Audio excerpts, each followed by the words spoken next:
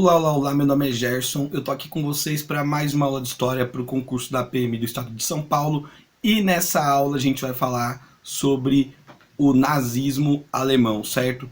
Como que o nazismo chegou no poder, quais são as características do nazismo, como que foi em alguns aspectos o governo nazista na Alemanha.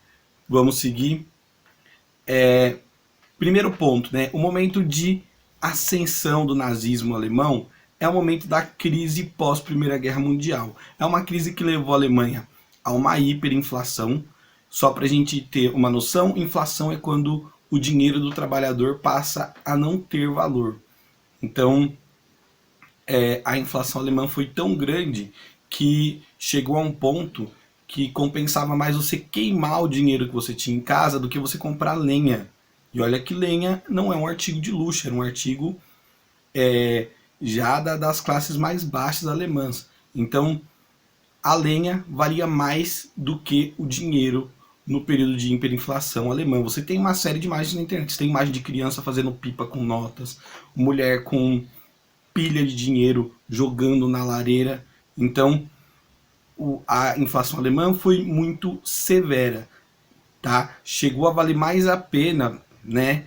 Mais do que o comércio, as pessoas voltaram nesse contexto de hiperinflação na Alemanha a fazer escambo. Você trocava algo que você tinha com outra pessoa, com que a pessoa tem algo que te interessa, você tem algo que interessa a ela, e as pessoas passaram a trocar produtos e coisas para conseguir fazer o comércio. Esse foi o nível de regressão econômico em que a Alemanha entrou no contexto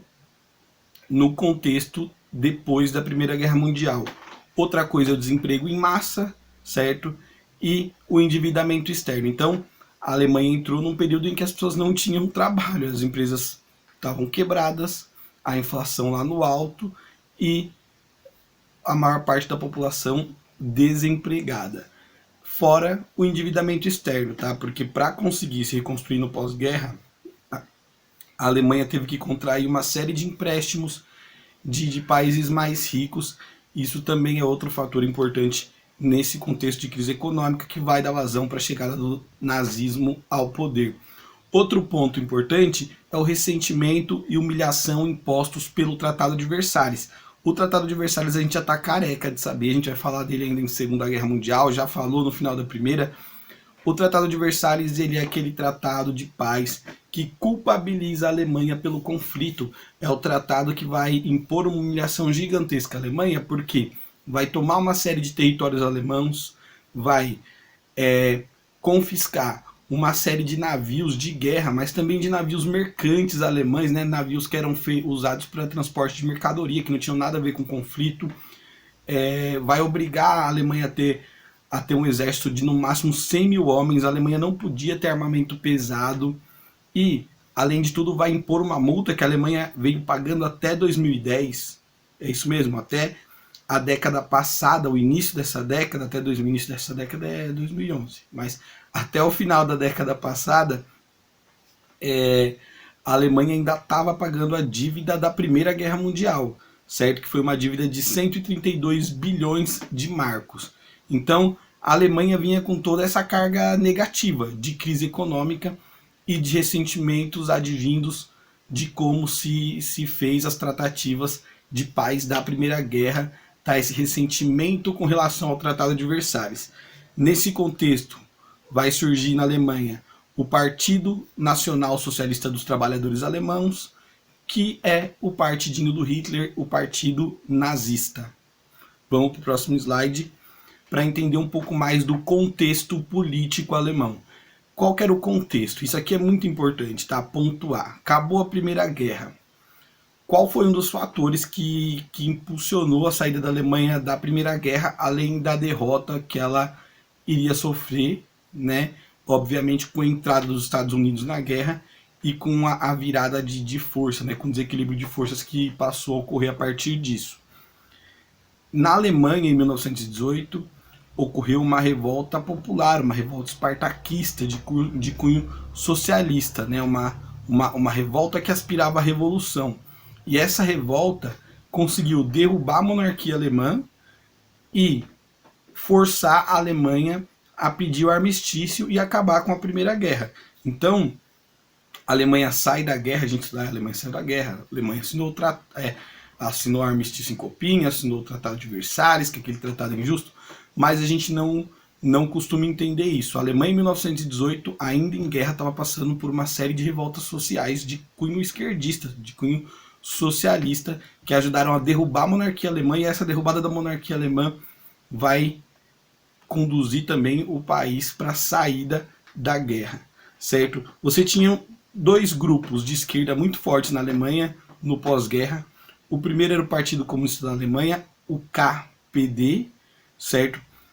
Que era um dos partidos que estavam na vanguarda dessas revoltas de 1918. O outro era o Partido Social Democrata Alemão, o SPD. A social-democracia, ela é um socialismo democrático, um socialismo mais aburguesado, que aspira à mudança da sociedade, mas não por meio de uma revolução violenta. Tá? Eles acreditam que você consegue fazer isso dentro do jogo clássico da democracia, do voto, tá? Da ocupação de cargos públicos importantes para poder mudar as coisas. Então, a social-democracia também vai ter muita vazão nesse contexto. Só para a gente ter conhecimento, essa mulher da imagem é a Rosa Luxemburgo. Ela estava ligada ao KPD, né, que é o partido comunista mais radical alemão, e as revoltas espartaquistas. Quando a gente fala espartaquista, era o grupo dos trabalhadores alemães, certo? Mais à esquerda. Então, ela era uma das líderes dessas revoltas espartaquistas, e ela foi assassinada, inclusive, e aí você não tem, na verdade, um fechado, né? Quando eu leio cada fonte, cada referência dá uma coisa diferente, mas ela foi morta, em algumas fontes dizem que ela foi assassinada, junto com o companheiro dela, pelos sociais democratas, né, pela esquerda democrática, e outros dizem por pessoas conservadoras mais de extrema direita. Mas numa leitura mais aprofundada, o que vai acontecer na Alemanha? As revoltas de 1918, que tinham um cunho mais radical e mais revolucionário, elas vão ser abafadas pelas elites. Essas elites mais conservadoras, que não queriam o comunismo na Alemanha, vão se aliar a social-democracia, que era um socialisminho ali mais soft, mais democrático, que não aspirava a derrubada e a revolução, né, a transformação de todo o sistema de uma vez.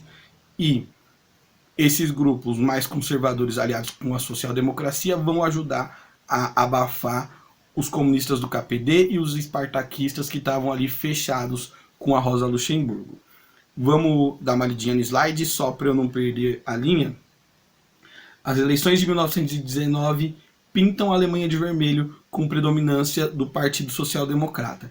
Então, em 1918, você tem essa revolta socialista que ajuda a Alemanha a entrar na era democrática, né, na República de Weimar, e você tem também já o abafamento desses grupos de esquerda. E quem toma protagonismo e proeminência na Alemanha é a social-democracia. A social-democracia vai sair muito bem na eleição de 1919, ela vai conquistar a maioria das cadeiras do parlamento alemão, e na verdade, e os grupos mais à direita, mais conservadores, eles vão ter domínio de poucos territórios alemães, mas o leste da Alemanha, a região da Baviera especialmente, eram muito conservadores, ultranacionalistas, antissemitas, tinham traços característicos que a gente vai ver no Hitler mais pra frente. Tá? O Partido Comunista, o KPD, boicota a eleição de 1919. Eles consideravam essa eleição um ato antirrevolucionário.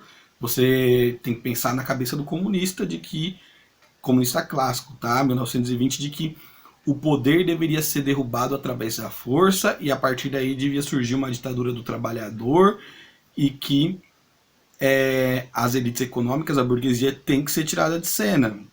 Tá? Então, se envolver na luta democrática não era muito a cara, não estava muito de acordo com aquilo que os comunistas queriam. Eles queriam uma revolução que derrubasse aquele estabelecimento democrático, aquele establishment, aquele sistema, e não entrar dentro do sistema por meio da eleição. Então os comunistas, eles boicotam a eleição de 1929, eles não participam, e depois da eleição de 1929, é que é fundado em Munique o NSDAP, o Partido Nacional Socialista Alemão, o Partido Nacional Socialista Alemão dos Trabalhadores, certo? Que a partir de 1921 vai ser liderado por Adolf Hitler, tá? Essa figura que vai fazer parte das nossas aulas daqui para frente até terminar a Segunda Guerra. O Partido Nazista, ele é um partido de extrema direita. É bom que se guarde isso. Se você quiser pensar numa extrema esquerda alemã, pensa no KPD, que era o Partido Comunista Alemão, certo? Que fez as revoltas de 1918 e que boicotou a eleição de 1919. Agora, a ideologia nazista, ela é de extrema direita. E aí a gente vai entender algumas características dela. A primeira é ser antiliberal. Ser antiliberal significa ser anticapitalista? Não. Ser antiliberal significa que você é contra a desregulação da economia. Você não quer que as coisas, né, no mundo econômico se regulem sozinho, que tudo fique largado lá e as leis econômicas regulem a oferta e a demanda de produtos e as relações trabalhistas. Você quer, na verdade, que o governo interfira nisso, que o Estado seja o principal gerente da economia. Então, os nazistas, eles são antiliberais, certo? Eles acreditam que o Estado tem que regular e tem que controlar tudo o que acontece em um país. Outra questão, eles são racistas. Lembra que eu falei que na eleição de 19, na região da Baviera e no leste alemão, os conservadores ganharam? Os conservadores, eles já tinham esse sentimento racista de supremacia germânica, certo? De que eles eram melhores que os outros e, portanto, poderiam perseguir ciganos, judeus, estrangeiros, eslavos, tá? Esse sentimento vai estar presente desde a fundação do Partido Nazista na Alemanha. Outra coisa, ele era ultranacionalista, e aí ser nacionalista não significa ser patriota. O patriotismo é o sentimento de amor pela pátria. É natural que você goste do país em que reside, no país em que você nasceu, certo? No seu país materno. Agora, o ultranacionalismo, ele tinha a ver com você querer destruir o outro também. Você querer tomar os territórios de outro país, você querer destruir as outras nações. E tinha esse sentimento aí ultranacionalista na Alemanha, até anti-europeu mesmo, os alemães de se acharem, não, a gente é superior, a Europa tem inveja da gente, por isso que eles colocaram aqueles tratados humilhantes e aquelas penalidades de Versalhes, porque eles têm medo da superioridade alemã. Então você tem essa questão do ultranacionalismo que está diretamente relacionada com racismo, tá? Um caminha do lado do outro, a gente faz a divisão para efeito de explicação, mas na prática está tudo misturado.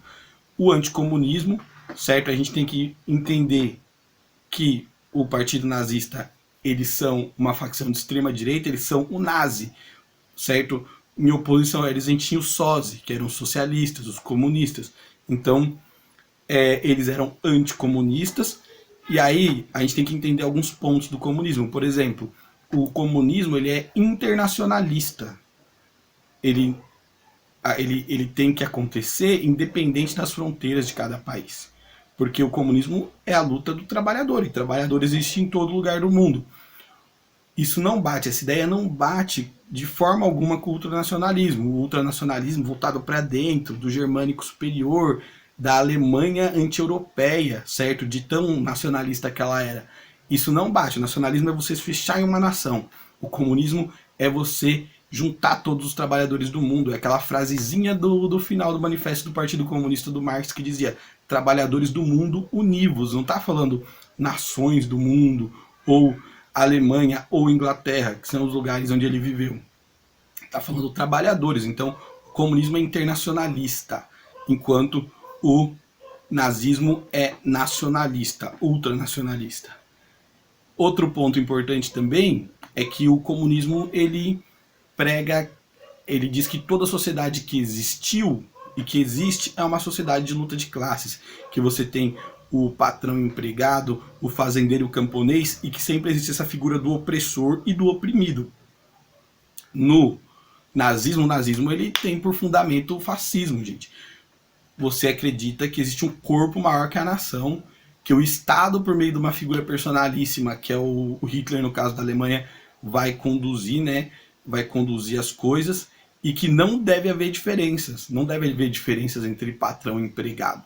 Certo? Todo mundo é alemão e tem que lutar pelo crescimento da Alemanha. Então, o nazismo também não admite a luta de classes, certo? Eles querem a união da Alemanha em torno de um Estado forte e de um ultranacionalismo. Outro ponto importante é o militarismo. O militarismo, ele está passado, escarrado, né? Não posso falar escarrado. O militarismo, ele está concentrado desde antes da chegada dos nazistas ao poder por meio da formação de milícias armadas, né? Milícias, cidadãos em armas.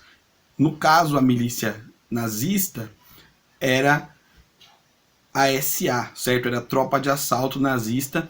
Ela fazia o quê? Ela promovia atentado contra comunistas, matava esses comunistas, atentados contra sindicatos de esquerda. Então, comunistas e nazistas estavam inclusive brigando nas ruas alemãs, certo? Os nazi e os sozi não se batiam, eles eram inimigos bem antes da chegada do nazismo ao poder. Vamos aqui, eu escolhi um trecho de um documento, tá? Que é uma fala do próprio Adolf Hitler, de 1923, em entrevista ao jornal britânico The Guardian, para entender a ideia que ele tinha de socialismo, porque a gente está aí, né, no mundo do WhatsApp, do fake news, e você vai fazer uma prova de vestibular, você vai prestar um concurso público da VUNESP. Você tem que ter a visão científica, tem que ter a visão que os documentos dão sobre o contexto. Se você for com o WhatsApp para a prova, é capaz que você não se dê muito bem.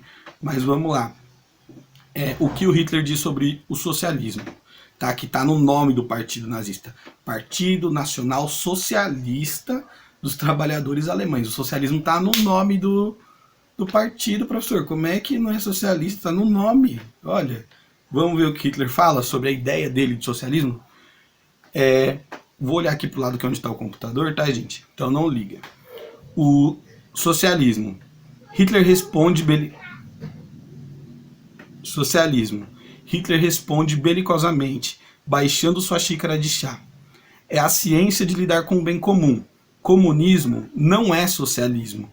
Marxismo não é socialismo. Os marxistas roubaram o termo e confundiram seu significado. Eu retirarei o socialismo dos socialistas. O socialismo é uma instituição alemã do arianismo antigo. Isso é muito forte, isso é muito fascista, assim, tipo, nossa, o socialismo é uma instituição alemã do arianismo antigo. Lembra da Itália fascista? A utopia do fascista e do nazista está no passado. Eles não estão querendo construir uma nova sociedade, derrubar tudo que existe.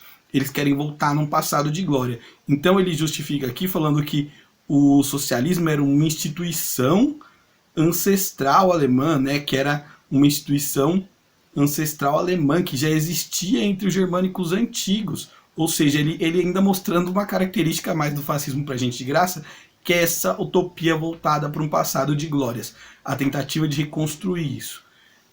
Vamos continuar ali. Nossos ancestrais alemães possuíam certas terras em comum, cultivavam a ideia do bem comum.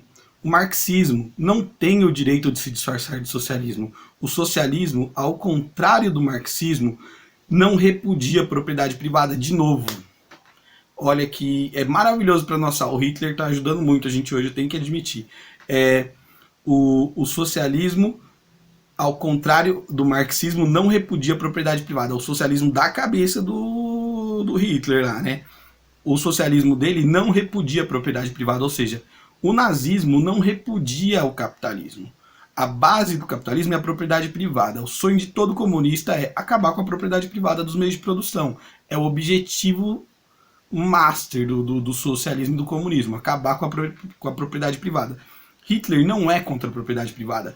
Ele não é anticapitalista. Ele é antiliberal, mas ele permanece capitalista e a favor da propriedade privada. Ao contrário do marxismo, não envolve a negação da personalidade. Em vez de marxista, ele é patriótico. De novo, se é patriótico, não tem como ser comunista. Comunismo é internacionalista, para unir o trabalhador em qualquer biboca do mundo. Aqui ele está falando que o socialismo da cabeça dele, tá? Que está lá no nome do partido nazista, é um socialismo patriótico. Isso não existe no socialismo dentro das correntes de esquerda. Nós poderíamos ter nos chamado de Partido Liberal. É para mostrar o desdém dele com a palavra. Pode ser qualquer palavra. Podia ser liberal. Mesmo ele sendo antiliberal, ele podia ter colocado liberal lá no nome do partido dele. Nós decidimos nos chamar de nacional-socialistas, certo? Fechando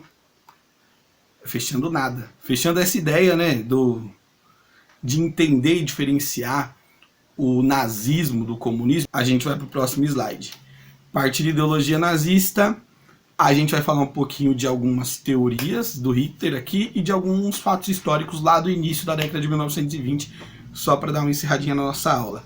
O primeiro fato aí é o putsch da cervejaria de Munique, ou putsch da cervejaria, ou putsch de Munique, que foi uma tentativa que deu errado de golpe, certo, na região ali da Baviera, que os nazistas e o Hitler conduziu. Ele foi preso no putsch de Munique, se eu não me engano ficou 9 meses preso. Na prisão, o Hitler vai escrever um livro que o Pato Donald está segurando ali. Pode jogar lá no YouTube Pato Donald Nazista, que tem um episódio do Walt Disney crítico ao nazismo, né?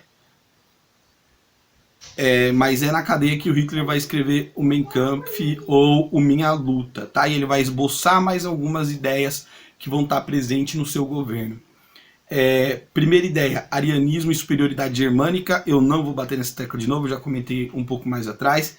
Segunda, espaço vital para o povo germânico. A teoria do espaço vital é muito importante, porque a Segunda Guerra Mundial vai ser provocada pelo expansionismo nazista, certo? O Hitler vai começar a quebrar Versalhes, rasgar o papel e começar a invadir uma série de territórios. Isso dentro da teoria do espaço vital, que é de que o povo germânico, sendo superior e tendo que voltar essa glória do passado, de reconstruir uma grande Alemanha, ele precisa de um espaço maior, ele precisa de um espaço com mais recursos naturais, para promover sua industrialização, com terras mais férteis. Ele precisa de um espaço maior. E aí o Hitler vai começar a invadir uma série de territórios de acordo com essa teoria do espaço vital. Outro ponto importantíssimo é o antissemitismo. Aí, gente, você podia chamar o antissemitismo de racismo? Podia. Ser antissemita era uma coisa muito diferente na Europa do século XX? Não. Basicamente, os países ocidentais europeus eram antissemitas. Antissemitas, sim.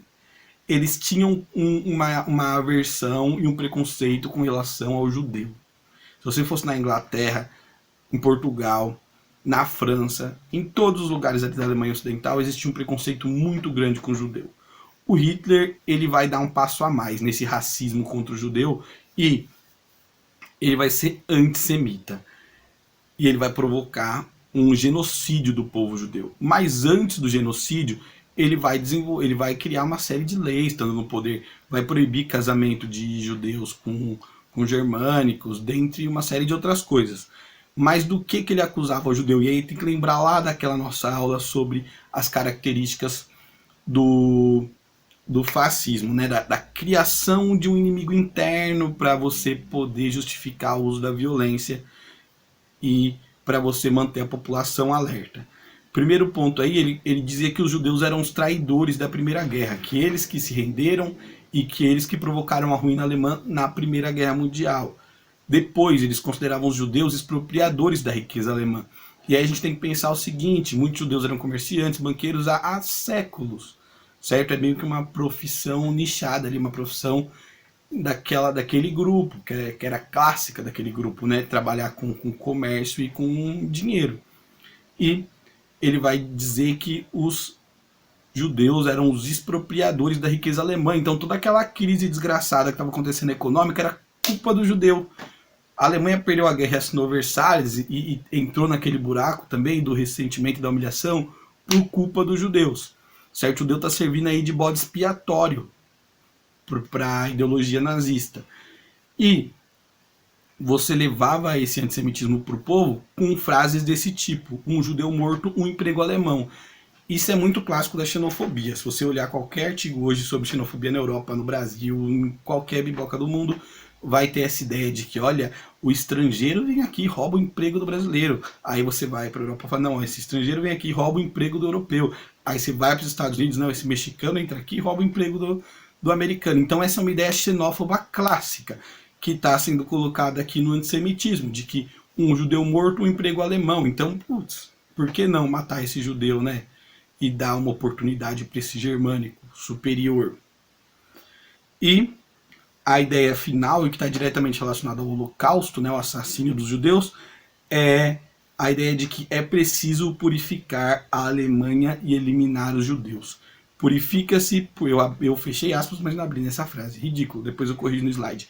É preciso purificar a Alemanha e eliminar os judeus. Essa é a ideia do Holocausto, de você fazer um sacrifício para purificar um país, certo? Ó, então, matar os judeus era purificar, era eliminar tudo aquilo de ruim que tinha acontecido com a Alemanha, já que o judeu era considerado, apontado pelo nazista como culpado pela Primeira Guerra e pela crise social em que a Alemanha estava fundada.